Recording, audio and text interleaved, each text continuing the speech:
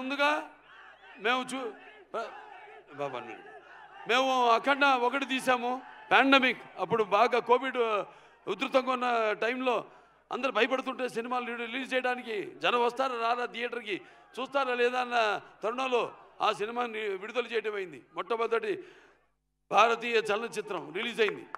ఆ తర్వాత మిగతా సినిమాలన్నీ రిలీజ్ అయినాయి. ఆ సినిమాలో మనం చూపించింది ఏంటి?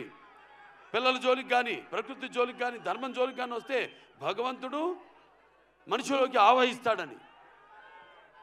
ఈ సినిమాలో మీరు రేపు చూడబోతున్నారు ఏంటంటే ముఖ్యంగా సనాతన హైందవ ధర్మం, యువతరానికి ప్రతినిధులు, నవతరానికి నాయకులు, భావితరానికి భారతదేశం మహాశక్తి అయిన యువత మీరందరూ కూడా పెడదారిలో కాకుండా మంచి దారిలో నడవడానికి నా ప్రతి సినిమాలో ఏదో ఒక సందేశం ఉంటుంది. అటువంటిదే ఈ అఖండ తాండవం. రేపు చూస్తారు సినిమా ఎంత అద్భుతంగా. ఒక్కొక్కళ్ళ గురించి నేను చెప్పక్కర్లేదు. మా